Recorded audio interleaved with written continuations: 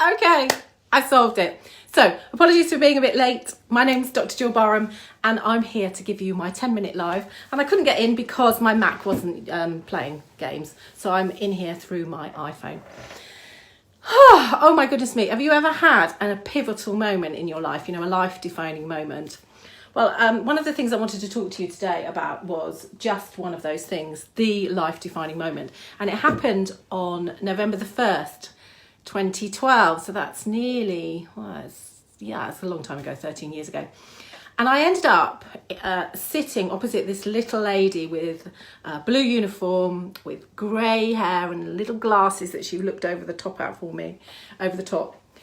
And as I sat in this little room opposite her, she looked at me and said, "Jill, said your results aren't good. And in the 20 years I've known you, I've never seen you looking so low. Are you all right?"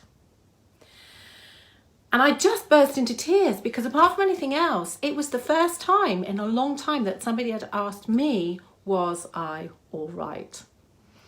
And I was 52 at the time, or 51, something like that. I was only there really for a well woman appointment I was supposed to have at 50.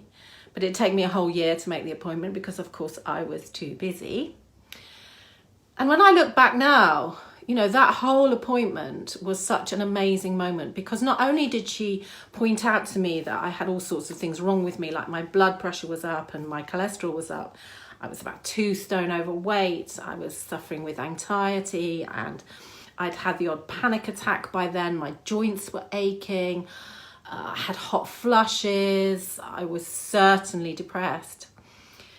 And the one thing that woke me up was when she said, "Jill, have you had any thoughts of harming yourself?"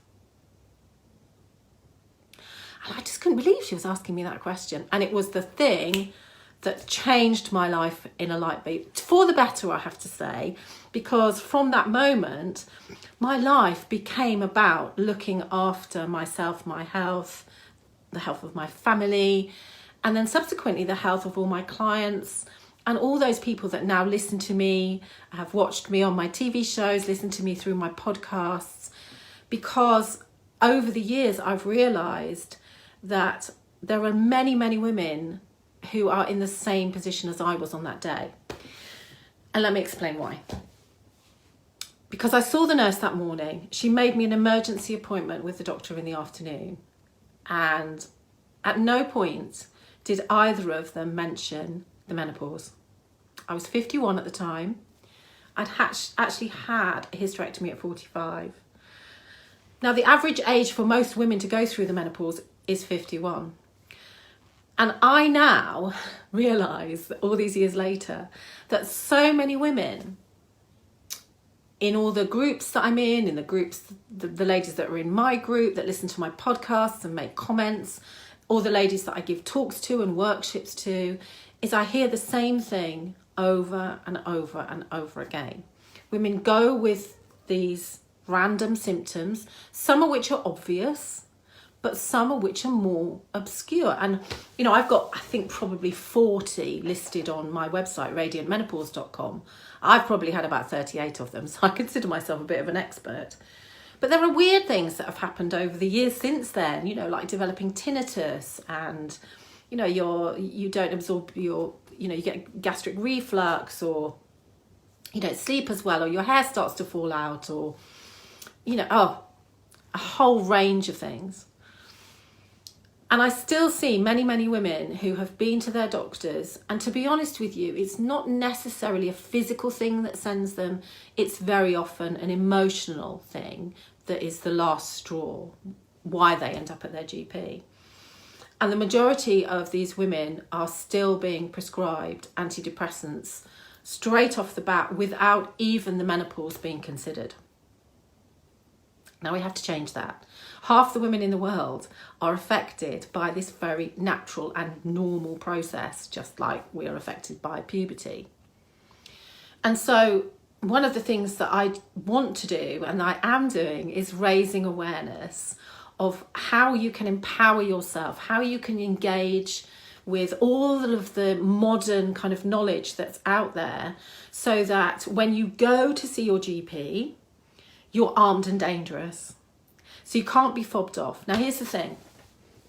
when I was nursing, there was no mention of the menopause. And when doctors are trained, there is really no training about the menopause. The menopause isn't an illness.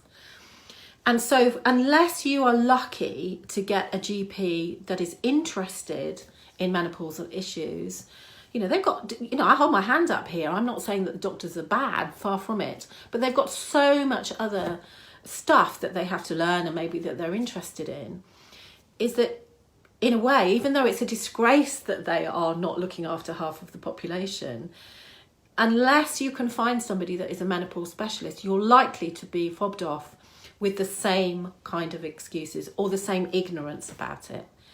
Because you see, all of the symptoms that I arrived with on that day, subsequently I've realised, were all menopausal symptoms. And so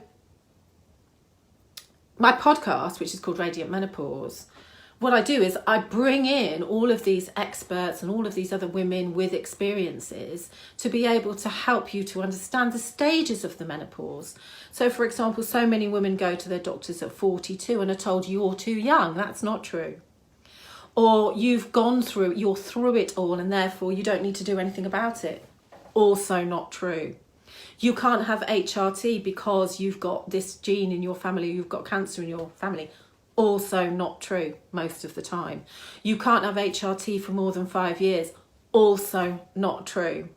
There are so many myths that we need to bust around the menopause, and that is my true passion.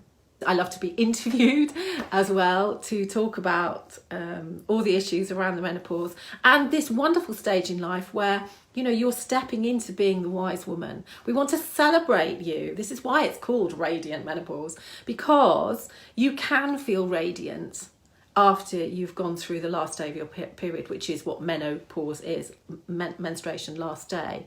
This is a new phase of life.